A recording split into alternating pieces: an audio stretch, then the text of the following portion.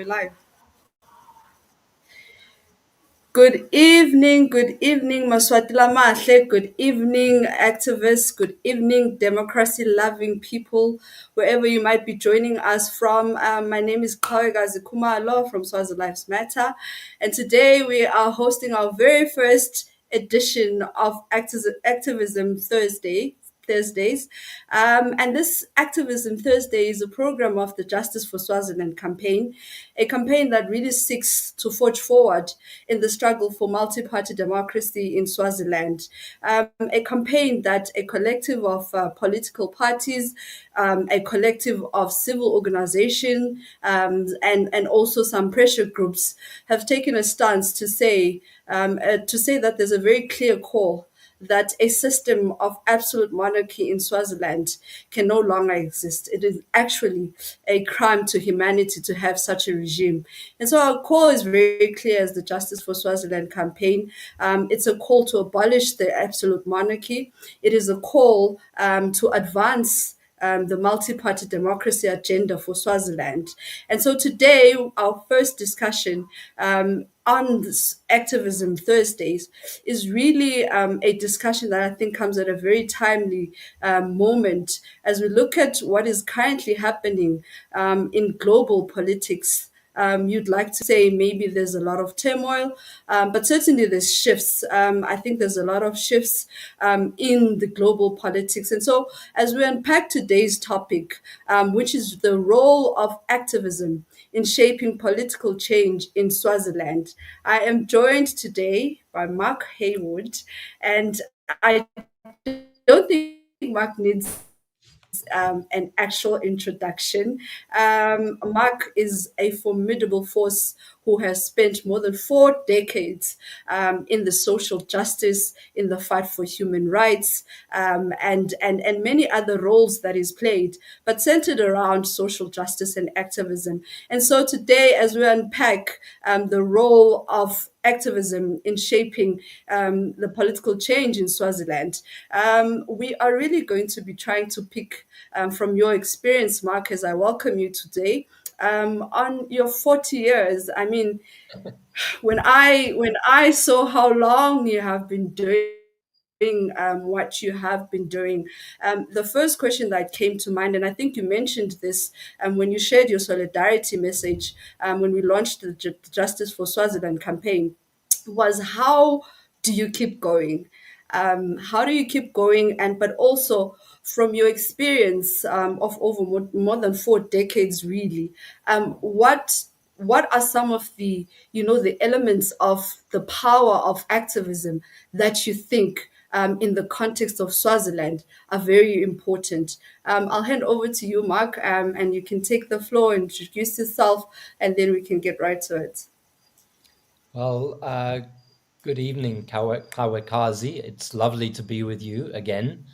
And I have to express my admiration for you and for the Justice for Swaziland campaign. And I'm privileged and honored to be on the first Activist Thursdays edition of your program. And I hope that I can make some contribution to the struggle for freedom that you have described. And it's a struggle that I believe we will win, hopefully sooner than later, because human beings need equality, they need freedom, they need dignity. Human beings can never live happily or comfortably under undemocratic regimes such as the regime of King Mswati III in Swaziland. And, you start by asking me about activism. And the first thing I would say is that if you look at history, you will see that it has been activism that has driven every single progressive change in the world. Whether you want to go back a few centuries to what it was that started the rebellion against slavery, whether you want to jump forward again and look at what it was that brought an end to apartheid in South Africa, what it was that brought an end to colonialism all over Africa, what it was that brought civil rights in the United States. It is always activism. It is always civil society. It is organizing by ordinary people for their own rights. So, the heart of activism is ordinary people joining each other collectively in solidarity with each other and beginning to find ways to overcome dictatorship and overcome oppression. And, the reason why we want to overcome dictatorship and oppression is because, you know, we all want equality. We all want opportunity in life. We all want to breathe freedom. And that is, it's the iron law of society. It doesn't mean that that activism is guaranteed to succeed. In fact, I read a book at the end of last year which studied 10 major protest movements globally over the last decade. Big protest movements, some of them the biggest protest movements in history. And it concluded that failure is an option. So we have to start by affirming activism, but then we have to say, how do we make sure that our activism builds power? And what are the strategies, the tactics, the systems that we have to build if we are to be effective? Because, quite often activists start as a minority. In fact, it's probably true that rebellions always start with small groups of people, but eventually they succeed because they become the majority. And if you take something like Swaziland at the moment, you know, I have no doubt that the vast majority of people in your country want freedom. They want the multi-party democracy that you have talked about. But at this moment in time, they have seen what the regime is capable of. They are fearful of being imprisoned. They're fearful of being assassinated. They're fearful of being killed. So we have to take that into consideration as we start to think, well, what do we need to do to rebuild activism in Eswatini, Swaziland? I think, and this is a conversation between you and us, and you must tell me if you think I'm wrong, but I think that the assassination of Thulani Maseko, the killings in July 2020, was it 2020? Uh, 21. 2021, Yeah. the imprisonment of MPs, uh, probably have had a chilling effect on the struggle for multi-party democracy and freedom.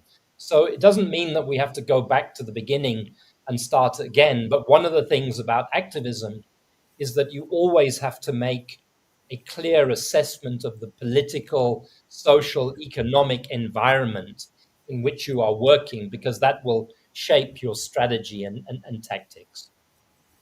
Yeah, no, fantastic, Mark. Wow. And just from that intro, there's so many things that you touch on. And firstly, let me agree with you that obviously the weaponization of, areas around activists and their voices and, the regime's response, the killing of Tulani Maseko, and we know that historically these are tactics that the regime has always used. So it does draw the populace a little bit back. It does instill a little bit of fear in terms of a majority being actively activists in this space. So you are quite correct to say that it does have chilling effects.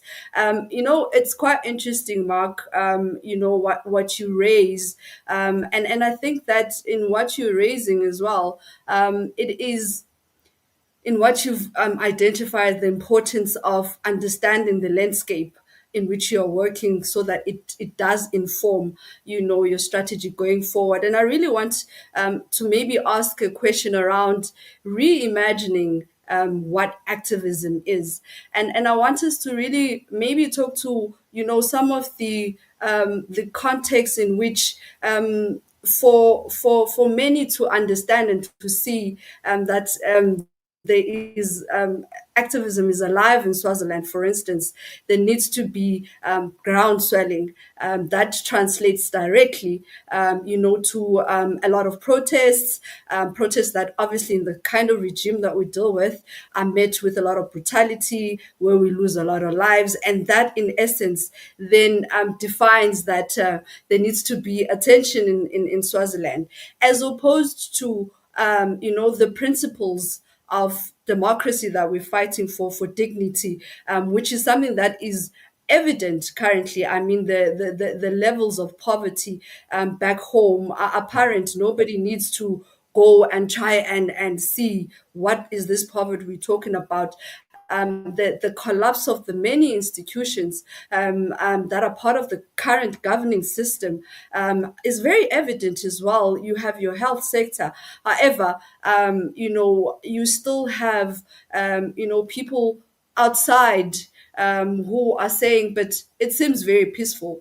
And that's also a manipulation, that the regime continues to use to say, look, Swazis are not necessarily, causing any chaos, in their context. Everything is business as usual. So I want to just ask you, in how do we reimagine the space of activism, in terms of where we are as Swaziland, but also in the context of the old ways. And I think that you are currently doing a lot of work, which will come back to, in terms of that reimagining, in terms of that rethinking, and in the space that we're in now. As I said, I think it's such an important conversation to have, so that we have a different model. And what model would you say, Swaziland probably needs to start, thinking about as activists?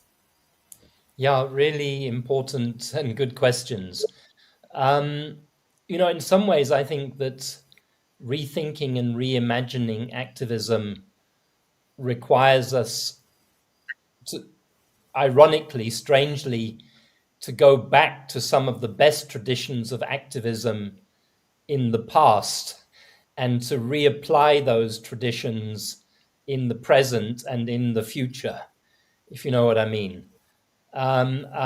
Because Qhawekazi, there's no doubt that the world is changing very rapidly at the moment. We are in a change of era in many respects.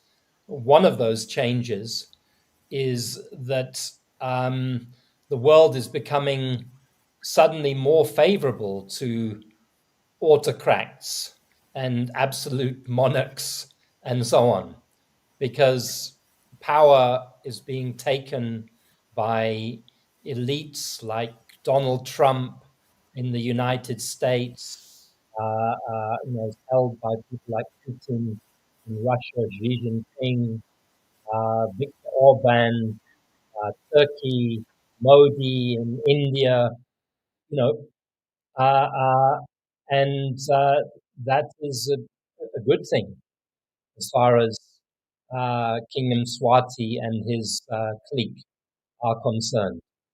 And it's quite different from 30 years ago, when I was much younger and in the early days of my activism, where, from the 1990s, there was a wind blowing across the world that was a wind of freedom and opening up democracies, whether in South Africa or in Eastern Europe, or the attempts at freedom in Hong Kong and China and so on. And we had 30 years of opening civic space, 30 years where human rights were celebrated, and it seemed as if we were pushing the oligarchs and the kleptocrats and the autocrats into a corner, and they were getting into a more and more difficult situation. But now those boundaries are being pushed backwards, and because that environment has changed, the things that that that we've done over the last 30 years, yes, some of them will continue, but we at least have to say, well, does this work in this new environment in the way that it did 10 years ago or 15 years ago? I'll give you an example. I, One of the things I've done in South Africa is worked as an AIDS activist, as one of the founders of the Treatment Action Campaign. And through our struggle, we managed to get 5 million people access to antiretroviral treatment. And we did that through mass protest in 2002, 2003, through using the courts.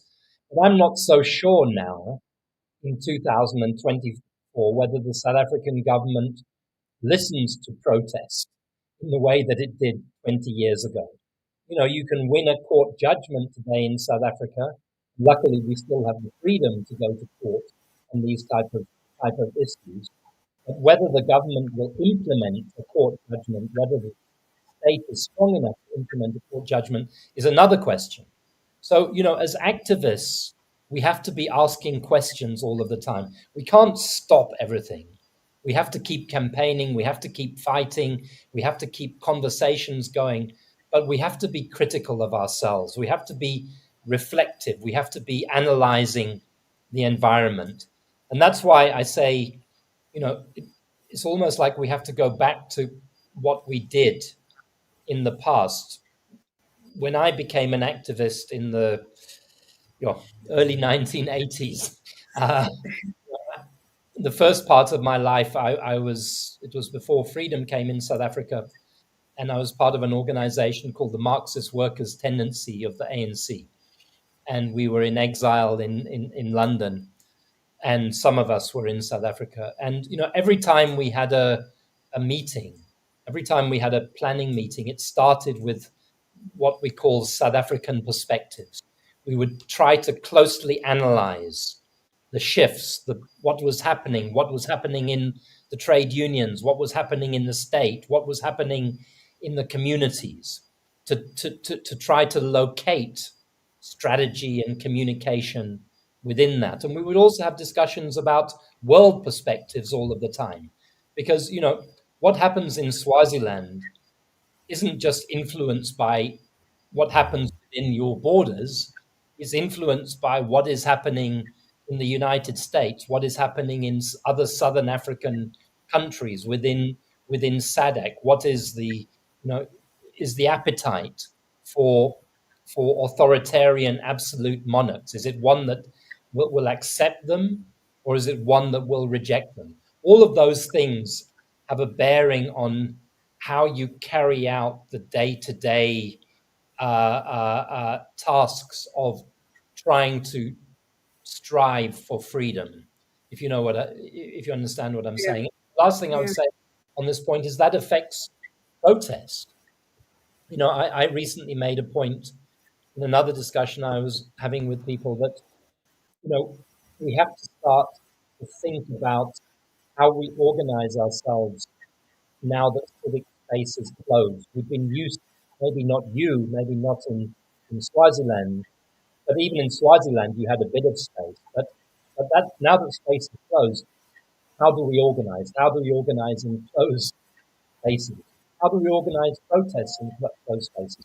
People may not be prepared to go out onto the street, but there may be other ways that people can show dissent. I mean, if you look at what happened in Mozambique around the stolen election, uh, people came out onto the streets, yes, but many more people in the evening, if I remember, were banging and making a noise at a certain time in the evening.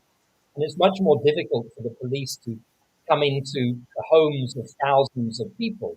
But nonetheless, one home, here's another home, and everybody gets a sense we are here with numbers. In some countries, I've even read of things where, like in China, people, after you were not allowed to hold up placards with statements on them, people began to hold up empty pieces of paper with nothing written on it at all. So you couldn't be prosecuted for standing with a political slogan, but you were still protesting, Making a statement. making a Yeah. exactly. Yeah, I mean, obviously, I think Mozambique, I'm just on that point, did illustrate quite a few, strategies outside the norm, outside what we know. I remember there's a point where the every street, I think it was a highway as well, where cars just stood still for a certain Yeah, amount of time, and that was very impressive, to be quite yeah, honest, because again, it is understanding what you're dealing with and how they respond to certain actions that you have already taken, and obviously I think for Swaziland that's where we are. It is that how do we ensure we continue to show the dissatisfaction of the populace, outside of us being in a protest, which is not allowed. Things that you that I really want to speak to is you've spoken about obviously the change, and the at some point the pushing back seemed very very achievable, was achieved for a certain period of the autocrats, the power mongers of this world in terms of authority. And however, we've seen an evolution now where I think the balance of power is kind of favoring them. But I want to bring that into the activism space, yeah. in terms of activists as well, and really just on the strategy versus the power, because one of the important things about activism is getting the power, and what strategies you use to get that power. But I think what has been lacking, in my view at least, in the context of maybe the struggle that we are currently in, is how do we use that to project, the alternative in the current struggle, parallel, to calling for the change, but we are able to also simultaneously project, the alternative to what we're saying we don't want. And what I want us to touch on, Mark, is, I think back in your times when you started your activism, I think you were embedded on certain principles, and I think that is why issues around human rights at the time were real issues, issues that were not going to be tolerated. If there's human rights violations, it was dealt with in a very serious manner. There was always attention on it. I mean, we saw that with the apartheid, government. I think fundamentally, human rights and the right, to have equal rights, not based on color, was taken very seriously. However, I do think that the principles have also been diluted, with the evolution towards the power more on autocrats, and that sometimes you do find that as ourselves, as activists, we no longer have, or we lack the genuine call in terms of our own principles, and sometimes we are even part of the system that we're fighting for, whether directly and publicly or behind the scenes, and this then affects, the level of activism, and also how it reflects for us to be able to influence society. I just want to get your thoughts on, those some of those elements. These are elements that are always in the struggle. These are elements that affect the level of activism, but these are elements that need to be dealt with in order for us to move forward, and be able to really direct ourselves, our energy, our strategies, our tactics, towards the change that we're calling for. You've raised very important issues and a lot. Let me try and unpack them, I think, into three or four different pieces. But let me start by saying this about Swaziland. There's no doubt that probably 95% of people in Swaziland are on our side, because nobody chooses to live in poverty. Nobody likes inequality, particularly when the inequality is as extreme as it is between the king and the people of the country. everybody yearns for security and peace and dignity. And if people are denied that en masse, then you know that those people want change. So that's the starting point. The regime doesn't have support amongst the people, even when it tries to confuse them with tradition and culture and so on and so on, which is perhaps something we must talk about, how to deal with those issues. And liberation struggles have to embrace tradition and culture. We have to make them ours, make it clear that those are the things that belong to us, not to the elites that appropriate them as part of misleading the people. That's the first point I want to make. The second point I want to make is that it's all about power these days. We, the people, the good people, we have evidence on our side. We have solutions that can fix the problems of societal problems. We have history. We have human rights. We have everything. But at this moment in time, we don't have much power. I say this to civil society comrades in South Africa. We can win all of the arguments hands down. But at the moment, because we're working in a way that's very siloed, that's very fragmented, that doesn't gather power, we don't win many of our struggles, to be honest with you. Sorry, did I lose you? No, no, don't worry. Um, so we have to say, how do you build power, and amongst the people? And in this era, what we're up against is the power of capital, of big money.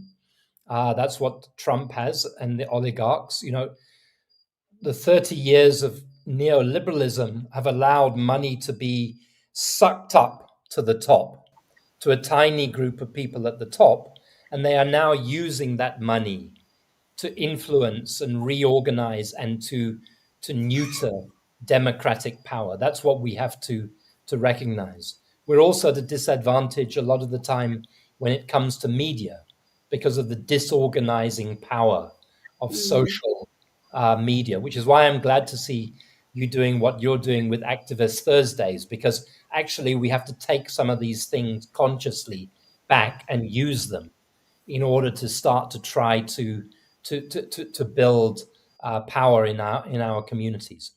But once we have built power in our communities, once we have built social power, then it is very difficult to refuse the power of the people. It's very difficult for the minorities to oppose them. And that's what you've seen all over the world. But you have to sustain power. So this is why I was talking about this book that I read called If We Burn, that studied these protests. It's not enough to have a massive protest that takes a country like we had in July 2021, but no plan for after the protest. Uh, it's not enough to come close to taking power back for the people, but not knowing what you are going to do with that power if you get the power. And that leads to your other question about alternatives, which I think is a really important point. Rebellion is not a natural state for any of us, and we don't thrive. We don't actually mobilize on a sustained basis against the things that oppress us, that we don't like. It has to be combined with a vision of the society that we do want and how we would organize that society, and in a way that makes people believe that it's possible. So, and this is our failure as progressives all over the world, I believe, in many respects, in the last decades, is that we've become experts at critique and criticizing what's wrong, and we have to do that.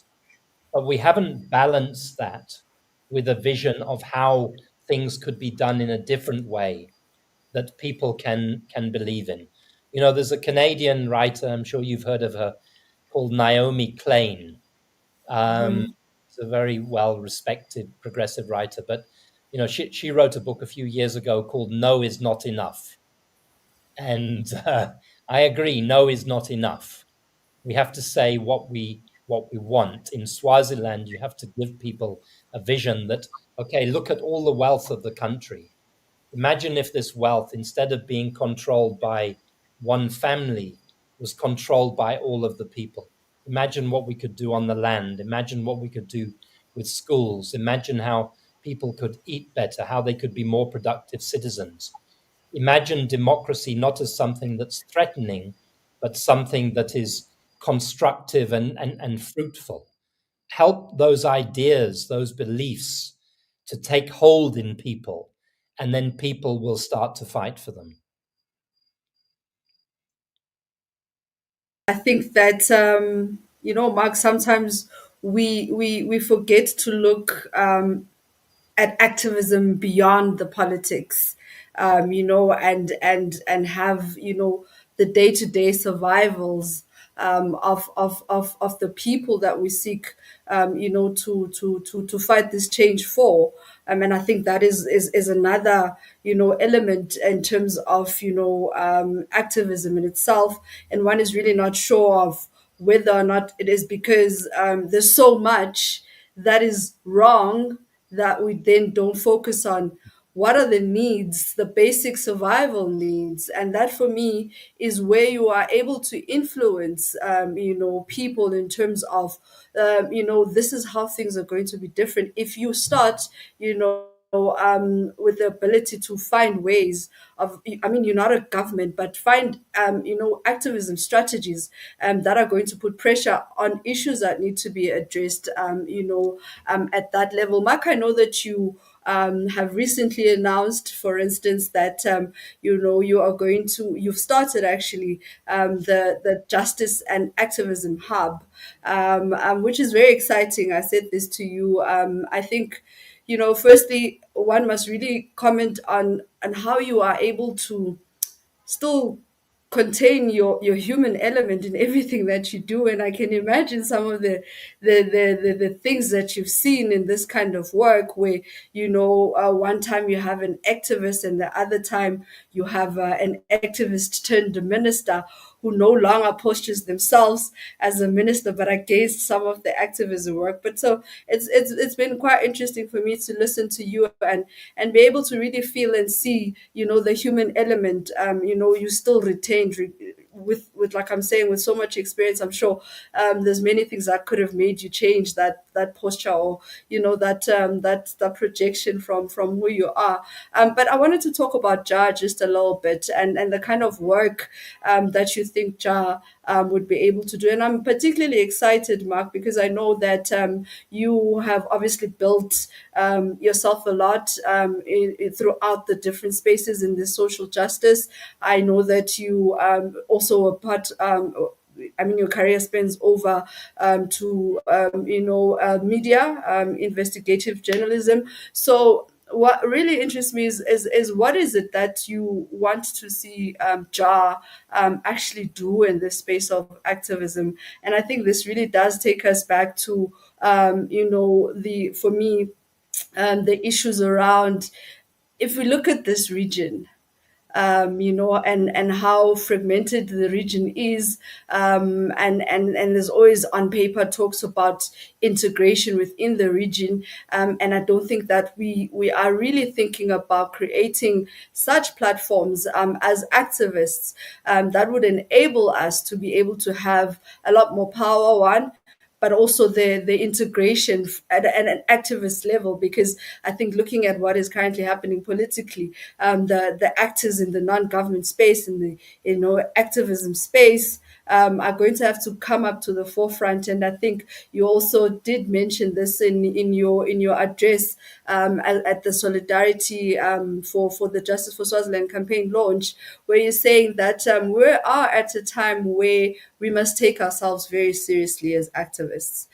We must take ourselves very seriously because this is a matter of life and death. And I think you're quite correct. So I just want you to pick your mind in terms of your thinking with JAR, particularly in the context of this particular region, because I do think that also we need to think of alternative ways within the region where we come a little bit closer as activists. I think if you look at what has been happening in Mozambique, one would have loved to have a jar, for instance, where we could then pledge our solidarity, because in that manner we are able to support our brothers and sisters in Mozambique. But in this current state, I think we've been able to voice out, our solidarity to Mozambique. But practically, what have we been able to do, to really show our support for Mozambique, for instance? Yeah, thank you for speaking about the Justice and Activism Hub, or JAR. I picked the word JAR on purpose because probably JAR makes you think of JAR, makes me think of Bob Marley. It makes me think of Yes. rebel music. It makes me think of the power of music in inspiring people and helping people to think about the world, but also in giving people the joy and the energy that they need to rebel. So I was lucky that Justice and Activism Hub spelled JAR, the acronym spelled JAR, and I could link it to one of my fellow travelers in my life as an activist, which has been the music of Bob Marley, which I've listened to ever since I was about 13 or 14 years old. Um, Yeah. but I'll come back to the Justice and Activism Hub and JAR in a minute. I just want to say one other thing, though, in terms of what you raised, Qhawekazi, which is that, ours is a struggle for humanity of other human beings. Ours is a struggle for expression, for dignity, for love, for people to be able to relate to each other in a caring way, for people to be able to have access to education, for people to be able to have access to the beauty of humanity, the fruits of centuries and centuries of civilization. And as activists, we must be careful that we don't lose our humanity, which sometimes we can do because we work ourselves so hard and we take ourselves so seriously that we stop being attractive human beings to other human beings. And, if you and I don't, it's not just what you and I may say to people and showing that we committed and that we know about the struggle. People have got to be able to relate to us as people, and think, God, I like this person, this person more than just that. So, as activists, both for ourselves, but also the people we work with, we have to keep spaces for joy, for learning, for discovery of each other. You started this discussion this evening saying, what's kept me going for 40 years? Well, what's kept me going for 40 years is that activism hasn't been boring and grey. And it's involved sacrifices, but it's also been a constant plus. I've gained from it all of the time. And what I've gained is the joy that comes in interacting with other people all of the time, and realizing just how interesting and fun and knowledgeable and capable human beings are, when they're given a chance. And again, once upon a time in struggles, when we built organizations in the 20th century, um, you know, some of the big organizations that transformed societies in Europe, etc., made a point, like the German Socialist Party, the German Social Democratic Party. They had choirs and they had sports clubs, and they had book clubs and so on. So there was an emphasis on the struggle as being a place where you could develop as a rounded human being. And much as you would make sacrifice and you would struggle, you are also going to have fun and learn things and so on at the same time. And I think we have to find ways to do that. We have to say to activists, each one of us comes from a community, and the struggle isn't only about the big picture stuff. It's about what happens outside your doorstep. It's what happens, in your neighborhood. It's also about who you are in your neighborhood. Are you building a community, or are you just fighting a big phantom national struggle? Do you know what I mean? I'm not saying we shouldn't Yeah. fight the national Yeah. struggle. But are you an activist in your community? Are you making things better in your community? Are you inspiring people in your community? Are you giving other people power in your community? Those are some of the questions we should ask, because going back to community is about building power. Rejoining activists and civil society to community, and not just having it as a kind of Mm. funded professional mini Yeah. elite, which Yeah. separate Yeah. from people, is really important. And then just on the Justice and Activism Hub, I set it up a few weeks ago. It's at the moment it's me, me and a vision, and Yeah. a laptop, and some ideas. But really, the idea is a hub. I called it a hub for a good reason, because a hub is a place that where things get drawn into, but also where they get pushed out again from.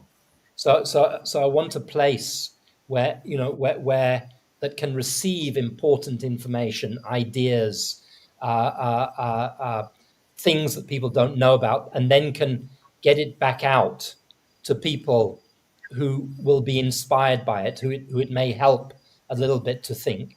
And it's partly premised again on the idea that we as activists, and I say this because I've been that person, when we're deeply engaged in the struggle, is all we see is the coalface in front of us, and particularly at a leadership level. And we have to find a way to step back, because if you don't step back and give yourself time to think and properly understand what is going on in the world and keep up to date with thought, Mm.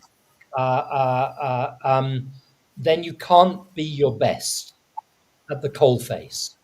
And so many of the activists that I know are very tired. People talk of fatigue, and they're fatigued partly because things are they no longer have sources of inspiration that are feeding into them and giving them ideas. And then it's about solidarity. It's about, a hub is to try to, like we're doing here today. I'm a South African activist. You're a Swazi activist for justice in Swaziland. I'm not being a South African today. I'm just being, I'm reaching out to you and the audience that we are talking to, and I want that to happen on a much larger basis, because we have to revive solidarity across borders. We have to revive solidarity across issues. So that's an aspect of it. And another aspect of it is to try and help activists understand our history. I'm reading a book at the moment called Practical Radicals, which is a very, very good book, written by American activists. But they talk about helping people to understand our lineage, our ancestors. So often activists think that we're just accidental. we're here, we're fighting for democracy in Swaziland in 2025, wherever we are. But actually, we come from a tradition that goes back 400 years. And we need to be proud of that tradition and know that we are the latest people to kind of move to the front lines to carry forward a tradition. And the challenge for us, which is a scary thing, is that in our world now, the dangers against justice and equality are really existential dangers, because the whole planet Mm, is threatened by the climate crisis, by war, and so on again. So there's a huge burden. We're fighting for justice in Swaziland, but we're also fighting for justice in the world. And mm, we can get rid of Mswati and create a multi-party democracy in Swaziland. But if the world is burning because of the climate crisis, or because there's a new yeah, war taking place somewhere, then it won't be the freedom that we have been fighting for so long. So we have to try to find ways to not disorganize ourselves or distract ourselves, but just make it natural that these ideas, processes, knowledge flow through us and give us more power in our day-to-day work. yeah, I know. It sounds amazing, Mark, and certainly look forward to see, as Jaya unfolds, what kind of things come out of it. I think that to some of us, at least, you've been an inspiration. I think that someone like yourself, would be able to see, a lot of changes in your thinking, and we're able to be empowered through you. So, congratulations on JAR, and we do wish you the best with it. And again, I think that for the longest time now, you've stood with us as Swazis. I think it goes beyond just solidarity now. But Yeah, Mark, I want to kind of come up to wrapping up, yeah, our discussion today, which has been very interesting. A lot of thinking, which we don't get time to actually do, as you're saying, because there's so much to do in the fight. We forget to be human. We forget to be able to relate to, ourselves as the masses, because I think there's always this, the masses, and we're all up there as activists and talking about the masses, but we forget that we are the masses ourselves, and so I just want us to wrap up and really you give us your parting shots in terms of the road ahead, what you think the road ahead should look like for us as activists in Swaziland, and also what's the future that you envision for social justice work, as again, with everything that's going on. What do you envision as a future for social justice work, and for us to be able to sustain the work of social justice? Because if we don't continue to fight for the space, I do think that we do run a risk of having the lineage we talk about being erased one way or the other. So yeah, I think that if you could wrap us up, Mark, I would appreciate it. I'll do my best. I've enjoyed this conversation. It's made me think about a lot of things, and I hope it's helping other people to think Yeah. about a lot of things. And even if people disagree with some of the things I've said, that's good. There's nothing wrong with disagreement within our community. In fact, disagreement and challenging each other can be a way of finding unity and common purpose. We just have Growth and growth and growth. Yeah, no, definitely. growth and growth, I exactly. agree. I totally agree. Yeah. And we must stop being afraid to say things, because somebody may disagree with us or think that we learn all of the time. I one of the joys for me of this struggle is that I feel like I've learned every single day that I've been an activist. Literally, I've learned every single day something new, and that's a good thing. The future. You asked the question, the future of social justice. Well, hopefully, the future of social justice struggles is social justice. It has to be. And we can't give up on social justice struggles, because if we give up on social justice struggles, we will give up, as you just said as well, on a lineage that goes back centuries and centuries of people trying to make the world decent for everybody in the world.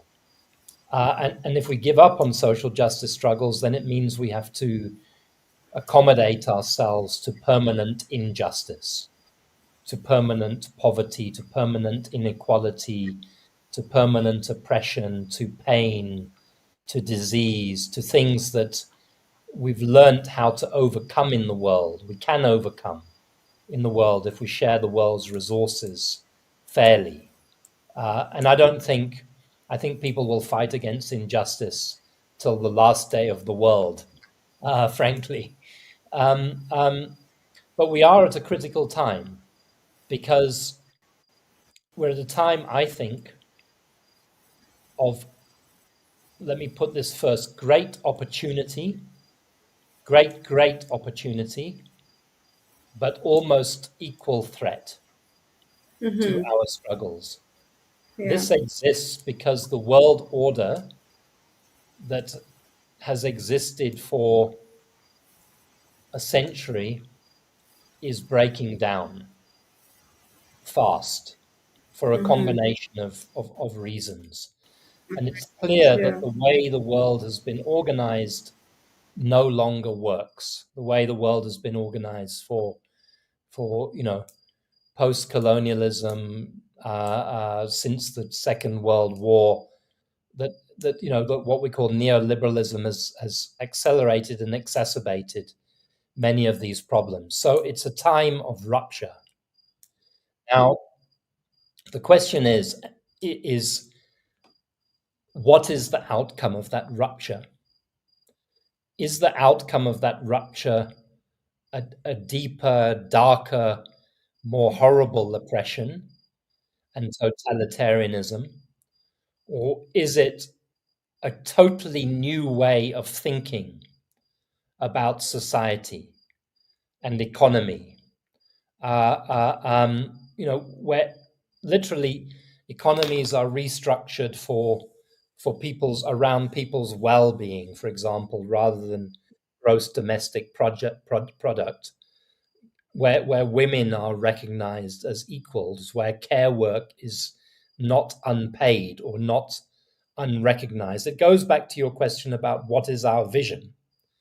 And it goes back to what I said to you about the majority of people in Swaziland wanting freedom. The majority of people in the world want freedom, and there's rebellion all over the world. We don't see a lot of it, but people are fighting back all over the world. But the question is, can we somehow pull that together into a power with a vision to overcome these minorities who are oppressing us, but who have a different type of power? And for me, that's what's at stake at the moment, I feel, and in the years that are coming. And that is why we do have to think very carefully about how we work. All of us have to work in a way that is very unselfish, because if we work in selfish ways, we create division and confusion within our own movements. So it is a time for deep reflection, reorganizing, but we can't, whilst we are reflecting and reorganizing, stop what we are doing, because so many people depend on us already. In your work, people depend on you. In my work, people's lives depend on me. I can't say, "Oh, I'm just going to take 6 months and only do." We've got to do the thinking whilst we're doing the organizing. Wow. No, thank you so much, Mark. I think that it's important to always pour into each other. I think that you, for me, spoke about things that we really don't talk about in the space of activism, in the political space.